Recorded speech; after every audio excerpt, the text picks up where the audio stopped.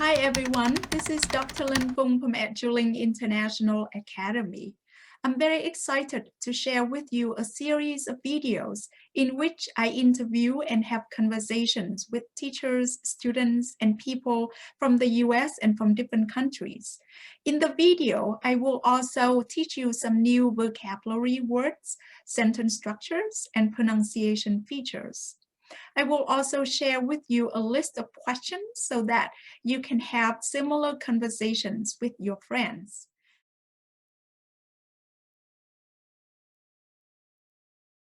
If you would like access to the videos, the list of questions, vocabulary, grammar, and pronunciation, you can join the Facebook group called Eduling Everyday English. In addition, if you would like opportunities to discuss the questions with students from other countries, you can join Eduling Conversation class to meet and discuss with other students 3 times a week. You can find more information on our website at eduling.org.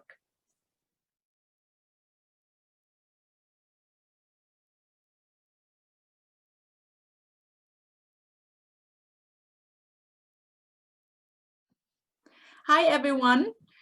It's my pleasure to have Miss Lara Hauer today with us. She is an experienced ESL teacher and she has been working as an IELTS examiner for some time now. And she's here with us to share with you a tip to improve your speaking and also to have a conversation with me. Hi, Lara. Can you give a tip for students who want to improve speaking? Sure. A tip that I would give for if you want to improve your speaking is that if somebody asks you a question, you can answer in a few sentences rather than just 1 or 2 words or 1 sentence. Try to give a few sentences. Maybe think about when, where, what, how, and say as much as you can. Yeah, let's try those then, Lara. So we're going to have a conversation about family and friends. So Lara, can you tell me a little bit about your family? Sure. I do not have any brothers and sisters, so I am an only child. And my mother and father were divorced when I was young. So my mother lives in Pennsylvania and my father lives in Florida. And he has a new wife, who would be my stepmother. So I have also aunts and uncles and cousins and some what we would call extended family, which are friends that are more like family. So my family is rather small, I think. Okay, my family is small too. I only have a brother and now he has 2 sons and I have 1 daughter. So I have a small family as well. So you have nephews, 2 nephews. Yeah, I have 2 nephews now. So that's nice. That's Do you spend a lot of time with your family? Actually, not too much since the pandemic started about 1 year ago. I don't see them as often. I don't see my parents as often, and I very rarely see my aunts and uncles and cousins because they all live in different places and are kind of hesitant to travel. So it takes a long time, and we have to be extra careful not to spread the coronavirus. Yeah, so I don't see them as much as I would like. Right. What about friends? Do you spend time with friends these days? Again, not as much. We try to be very careful. So if we do see each other, we're going to wear masks and try to stay far apart from each other. But we do write letters and emails and talk on the phone more than we actually spend time together. Yeah, it's the same for me.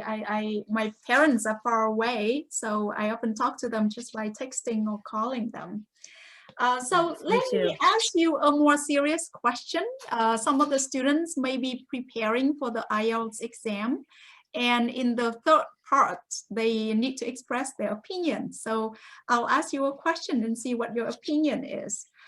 Is family important in your country? I would say based on what I've seen on social media and from the people that I know, yes, family is very important. Most people my age, I think, have children of their own, and I could see pictures of them spending time with their children on social media and are also close with their parents and brothers and sisters. Yeah, so in family general. is important. Yeah, in general as well. Now, do multiple generations live with one another in your country? And what do you think about that? I think it is not as it's not very common. It is common if a person has parents who are older or elderly, that their parents will come and live with them. So I see in those cases, we see multiple generations living together in one family or in one house. But I think it's not as common as it is in other countries for entire families and multiple generations to live together in one house. I think we usually might live close, down the street or on the same block, but not in the same house. What do you think about that? Do you think that there are advantages of multiple generations living together? I think that could be wonderful, especially for young children, if their grandparents are around all the time to take care of them and teach them. And so they get to know and spend time with the older members of their family. I think it can be very educational. Yeah, thank you. Those are all of the questions that I have today for you. Thank you, and see you next time. Hey, thank you so much. What about you? Can you describe your family? How do you spend time with your family? How do you spend time with your friends? Is family important in your country?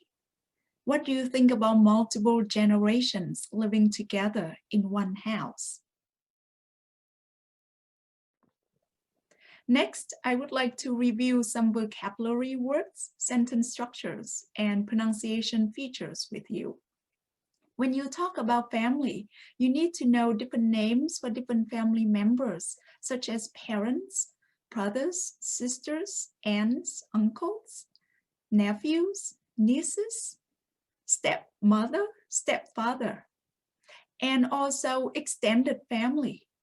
So your own family consists of your parents and the children, but the extended family includes your grandparents, your aunts, your uncles, and even friends who are close to your family. So that's the extended family. The next word is the word generation. It refers to a group of people of a similar age.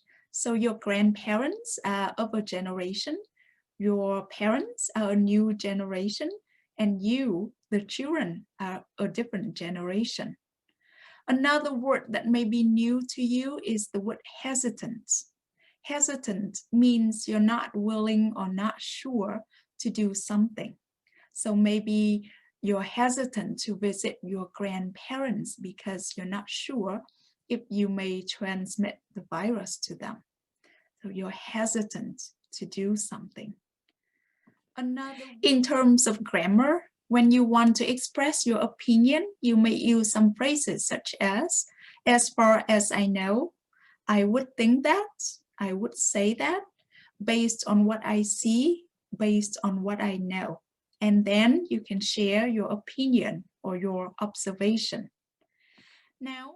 Next, I would like to show you how to pronounce some words with the right stress on the right syllable. When you learn English with words that have more than one syllable, you need to know what syllable has the stress. And the stressed syllable is often pronounced with a longer period of time or with a louder voice or with a higher pitch. Now, the technique that I want to show you is to use your hand to show the stress on the syllable. So let's practice with the word family. Family, 3 syllables. And the stress is on the first syllable. So you can say family, family. The next word, let's just say nephew, nephew, nephew. Generation, generation. Hesitant, hesitant. Extended family, extended family. So by using your hand, you will remind yourself to put the stress on the correct syllable.